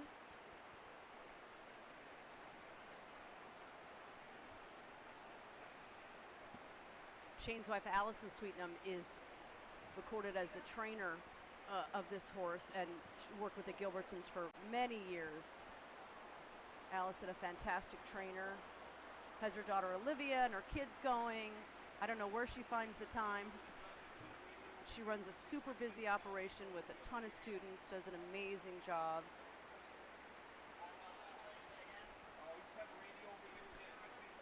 Wow, that was not easy to get up and over. That's beautiful swan jump. I think probably at this point, you know, they're probably not too concerned about the time, just making sure that they're carefully and safely round this course. But I really do think that this is such a talented combination, and they're very consistent in terms of the clears. Usually this is quite an exceptional environment for them though, so you know, you can forgive them having the back rail at that oxer down. And it does get a little dicey. That pole rolled in this rain, and the horse had to make sure that they didn't trip over it. Lacey again, another rider who has done enough. She's just pulled out of the double at 9. We're gonna quite a ways for the jump crew to get that rail back to where it belongs. Just kind of rolled in the mud. So we'll see if Juan Ortiz is going to bring Kinky Boy in. And he is. This is entry number 864. Blue Trim LLC is the owner of this chestnut, a 12-year-old gelding, a British warm blood, Belgium warm blood, I'm sorry.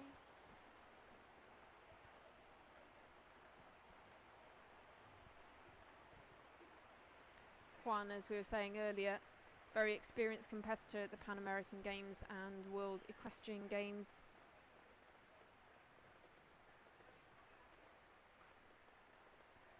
Often uses Kinky Boy for the Grand Prix competitions. One of his more experienced rides, as you were saying, a 12-year-old now, but I love the breeding on this horse as well. Nabab Derev and Darko in the breeding as well.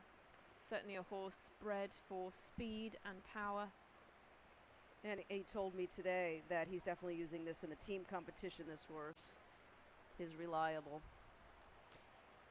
Fast horse, built for speed. Yeah, quite an interesting choice actually, because Show Plus Northern Lights as a team really did do well at Vancouver and at Traverse City. And at this third stage of the season, it's really important that they get the miles on the clock and they keep up that forward momentum and keep up the good results to really stand them in good stead. You know, this is the part of the season where it really starts to make a difference, and they're in the top 4, I believe, in the season standings. So Juan using this experienced horse to keep getting the team up there.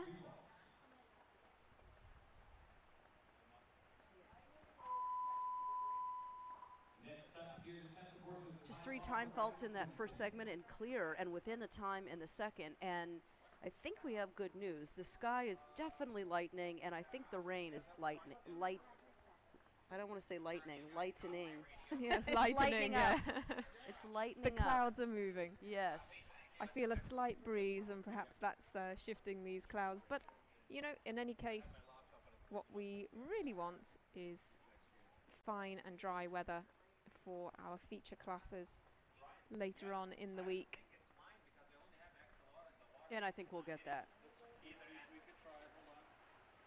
But again, certainly hasn't bothered the horses and riders. Everyone continues to come in. Quinton is in now.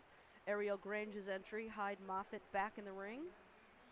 One of the veteran Canadian riders who's gotten involved in some leadership positions in the jumping councils, etc. up here. And I think I even hear the music back. Things must be brightening up. Yeah, you know that things aren't looking great when the music stops. It's a fantastic atmosphere, you know, still. Everybody's still enjoying the action, even from inside the tents. This 12-year-old bay, Dutch warm blood going around. And the big board has lost its clock, but it shows for us 5 time faults in that first segment, which in these conditions is quite admirable. Yeah, absolutely. It's essential that they really take their time here, just make sure that they get around here safely and still give the horses the education and the acclimatizing rounds that they're aiming for. Hyde Moffitt, of course, this is the second ride of the afternoon.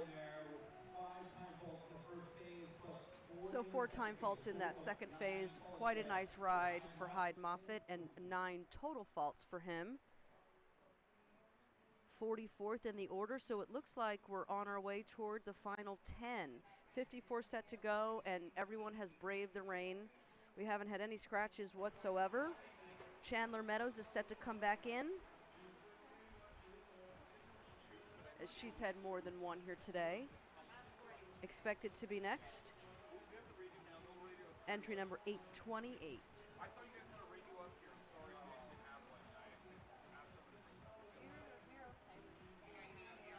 Again, one of the teenagers in this class, 15 years old, this mare. A Holsteiner.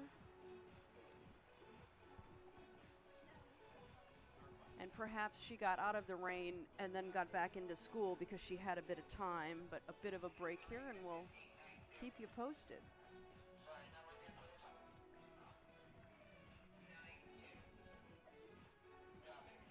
Next up here to test the course, this is going to be Erin Ballard's third trip. She's running Narcotique VA. 3 rides this afternoon for Erin Ballard, just getting all of these horses ready for the week's action.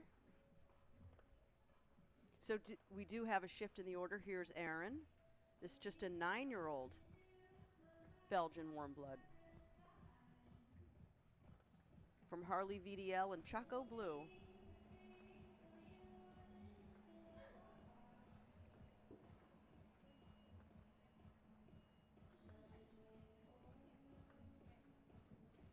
Narcotique, a horse that Erin's also been taking to some pretty exciting competitions, riding right up to the top level, up to the 5-star competitions.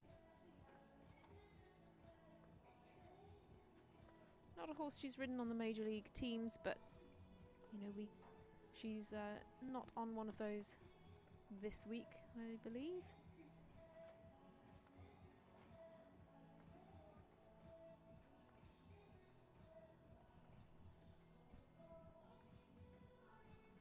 Sits in second place with her other ride as well. And she already has a very good result in this class. Looks here again like she's opting to retire. Oh, just look out at the footing, it's as if it never rained. It's amazing. The drainage has done its thing, and yeah, when the water footing is great. When the rain was really coming down, you know, you started to see a little bit of water on the surface, but I mean, as you say now, it's completely soaked away. So impressive. So as we continue on, Derek Cairns is in the ring now, a horse of Eve Jobs. This is Valentino, entry number 810. So we'll see if there's a shift, or we may be on to our final 4 or 5 riders if those that got caught up in the heaviest of rains in the schooling ring decided to scratch.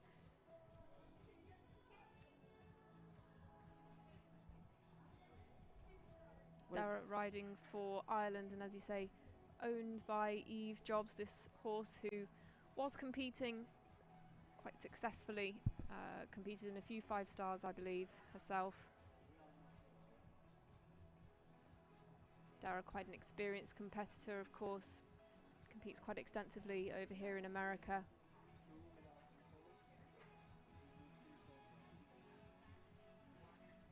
We're going to reactivate that camera, guys. Yeah. Should get the last few in.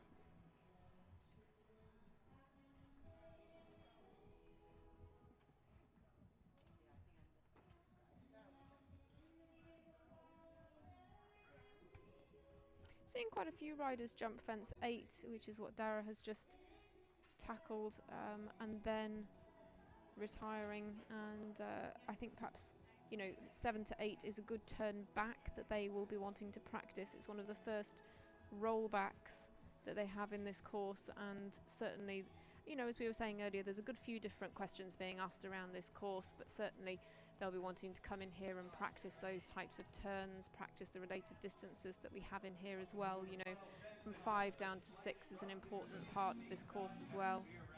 With the related distance to the double with the upright and the oxer requires the accuracy coming in and then the power coming out. Well, you heard the music, it's back, and it also means a double clear. So great job by Dara, 43.87, just under the time allowed in that first phase, and then pretty quick in the second, 37.17, good enough for 9th place. 1, 2, 3, 4, 5, 6, 7, 8, 9, 10, 11, 12 double clears, pretty impressive. Yeah. 12 double clears, and as you're saying, we're heading towards, well, Dara was 50th on our start list. We've had a couple of scratches, but you know, shows you that it certainly hasn't been an easy course by any stretch. You know, while arguably some riders will be treating this as a little bit of a warm-up for the week, it's by no means been the easiest of courses, caused a good few problems. This is Catherine Tyree on her own. Newton, I saw John Brennan, her longtime trainer, on this horse in the schooling ring this morning.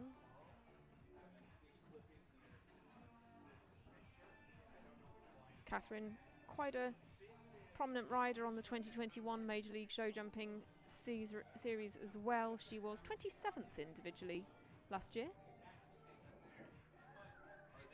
Rode for the AIM United team with this horse. Was on the winning team though for them here at Angelstone at the second of 2 weeks here last year, excuse me. That there was with the horse Beck Lorenzo. Horse that she rode the previous week on the team was this one, Newton Van Het Krekkelhoff.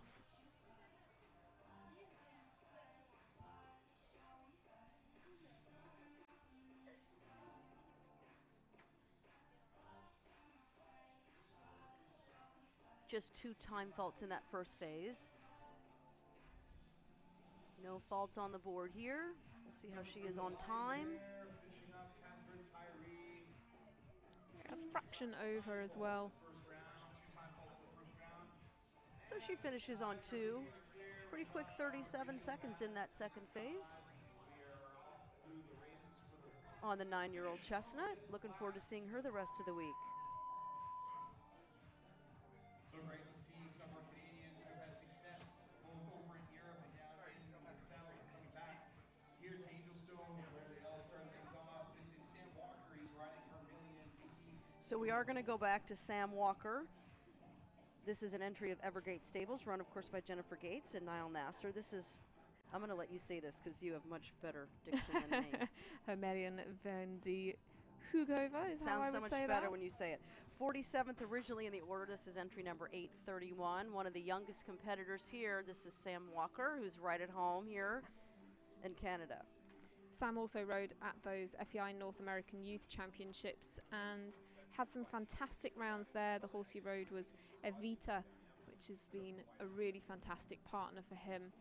Just sadly not quite coming their way in the individual final competition, but certainly had some extremely good rounds, and Sam's been a great competitor right the way up to the 5-star level, competing at Thunderbird Show Park in Vancouver and also at Traverse City. Just making me smile a little bit here that Sam is riding on his saddle with the saddle cover still in place. Is obviously very keen to keep this saddle from getting too wet. The tie is tucked in though, and I don't know that I've ever seen that before. I mean, it looks the Canada red almost fit. Yeah, but I don't know that I've ever seen a rider go around. Maybe it's new. Yeah, exactly. Maybe it's new. Maybe it hasn't been treated or something. Yes. Yeah. But certainly Or being didn't want to careful. slip. Yeah. Certainly being careful with the kit there, and rightly so. You know, I'm sure he's got a great saddle on this horse that's been going very, very well for him as well. And again, you know, he's a rider on the squad for the Show Plus Northern Lights, so we may see him in action later on this week too. I'm sure we will see him heading for the 5-star Grand Prix as well. Okay, on to Nicky Galligan and Unique Star, and sort of a unique story with this horse. He was telling me that he took over this ride for a friend who broke her ankle, sadly, in a fall. She's fine, but he took over the ride. So this is just the second show he's had, or really just the second week he's had him, I should say. It is a stallion who really has his own way of going. So he said sometimes can be tricky around the turns and really wants to let the horse do it his own way. So he said he's just trying to learn to do it the horse's way. but super talented and was excited to get the ride. Nicky again has got some fantastic horses. One that he's been riding quite a lot recently is Javas Miss Jordan, who goes fantastically for him to 5-star level.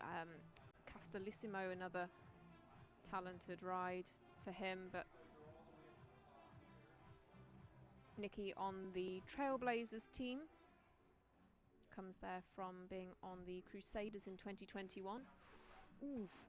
Yeah, now I think that's a little bit of what we were saying, what he was telling you about this horse, because they nearly actually went past the double at 9. He really had to use his body weight to get the horse in line in time for fence 9, but that just shows, you know, he's got so much experience, absolutely knows how to give the horses confidence and keep them on track and keep that crucial straightness as well.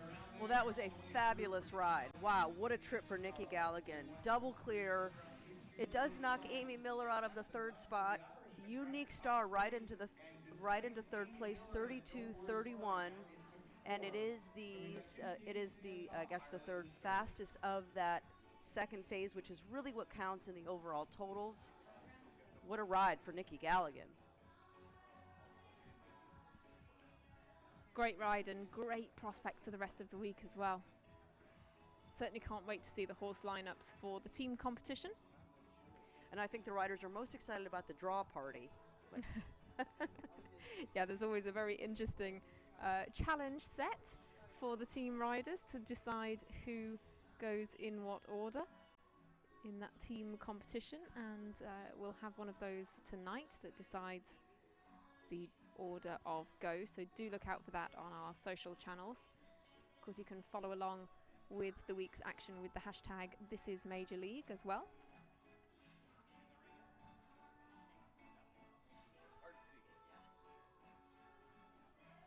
We do think that Chandler Meadows is going to come back in on Zamia 3.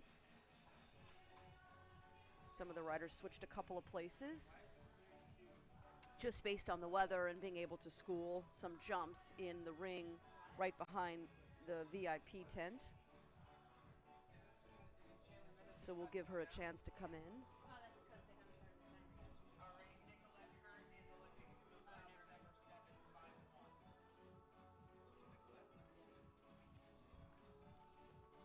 Again, we're so pleased you're with us for the live streaming this afternoon. We're just getting started. What a weekend we have ahead in this Major League Show Jumping Series at Angel Stone.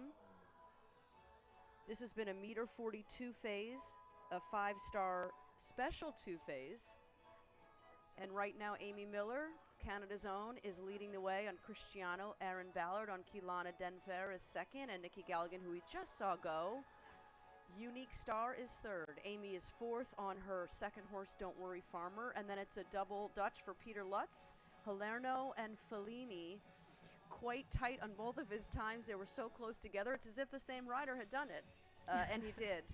So Peter's in 5th and 6th. Another Canadian rider, Sean Jobin, right now is in 7th. Also in the top 10, Natalie Dean and Caitlin Campbell, a couple of American ladies. And then Derek Herons on Valentino rounds out the top 10.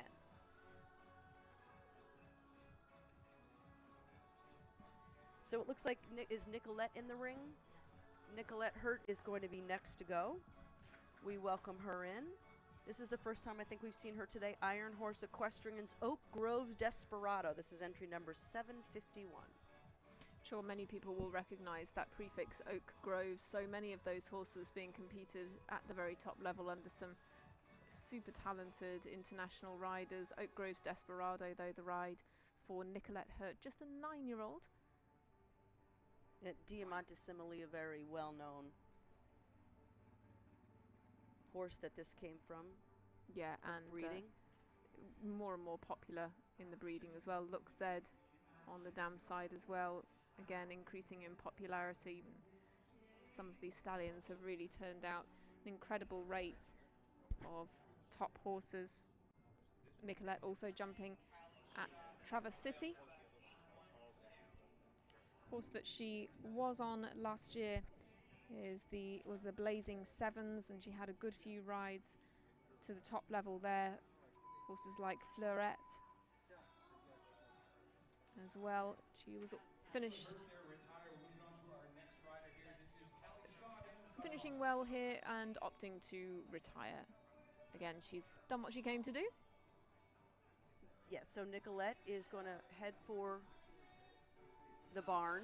I don't blame her. Callie Schott, who had a huge win recently on Garant, might be our last to go. She was scheduled to be last to go. We may have a couple more entries that will get a chance to come in. Yeah, as you say, Callie had her first 5-star Grand Prix win at Traverse City just a couple of weeks ago, and it was a moment that had her really quite emotional, and you know, she paid credit to the horse, but she gave a fantastic performance. Only 4 riders got into the jump off there. One of those was also Sam Walker, who we've seen very recently in this competition, but Callie emerged on top. It was a fantastically fast round, and she was, of course, unbeatable, but to have that first 5-star Grand Prix win. What a feeling. Yeah. Garant absolutely jumping these fences, giving them a lot of height here again. It's a horse that she can really trust, and actually, you know, when she was talking through her round from Traverse City, that's something that she was saying. She knows the horse is careful, she knows the horse has the power, and she can really trust him. She can really trust him to gallop to the last fence if she needs to. And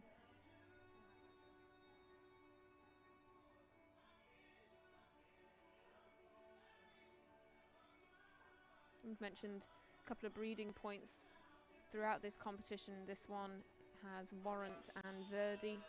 Verdi, of course, that absolutely iconic 5-star competitor.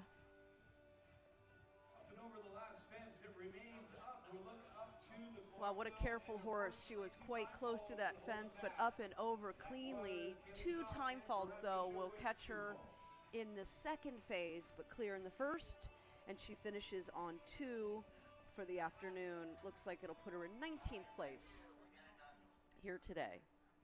I'd like to thank everybody for your cooperation under very, very adverse conditions. We've been doing this for about 12 years, and that was one of the heaviest short-term rainfalls we've ever sustained.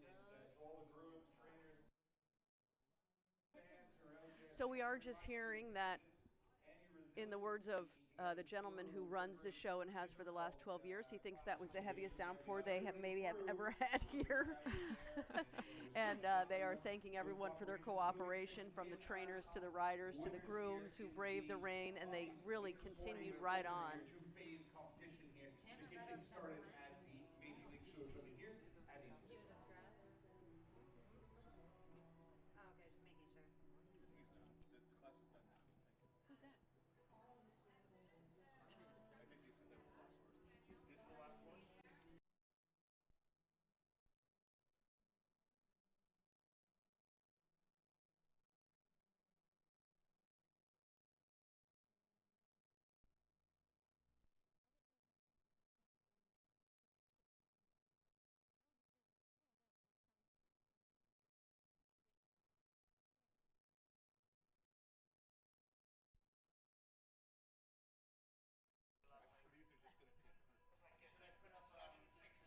So because of the rain, I don't think they're going to do a formal ceremony like they normally do. Hopefully we'll have plenty of that through the weekend, but congratulations to Amy Miller and Cristiano, winners of this class, a very full class of 54 horses. Yeah, absolutely great turnout of the horses and riders, especially given the conditions, but a super impressive performance from Amy Miller to take the win. And 4th spot, Erin Ballard in that 2nd place, Nikki Gallagher in 3rd. So as you say, no podium prize giving for this competition, understandably, in the conditions, but that is the win and the final results in this early competition. Plenty more to come this week, though, all live on MLSJ TV. We'll give you some time. Stick with us for a second. We can go over when we will be back and when some of the competitions are this weekend. All right, ladies and gentlemen, we are...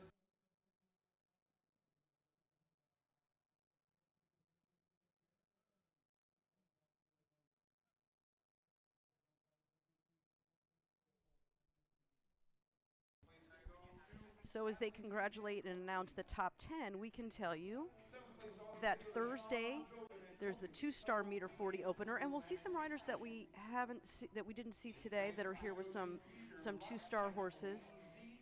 And then at 5:30, the meter 45 speed, that back to the 5-star. And then at 8:30, that's the expected start time on Thursday night for the meter 50, $137,000 FEI 5-star class. There is a $255,000 team competition on Friday night, a $73,000 individual 5-star also on Friday night. There's a lot of money to be won here. A team competition at stake. Then there's a $37,000 5-star on Saturday, and then the 5-star Grand Prix, $214,000. Again, 8:30 under the lights on Saturday. The VIP tents will be full. Admission is free all week. We've seen so many spectators here already. Was that enough money for you to be handed out, Hannah, this week? Yeah, it's a fantastic lineup, and I think what they've created here at Angel Stone Tournaments is just absolutely outstanding. Great to see that prize money, and it's going to be really interesting to see this first leg of the season for Major League under lights. Well, outstanding to be with you, and we'll do this again. We'll start tomorrow afternoon. Yes, absolutely. Look forward to it. Have a great night, everyone.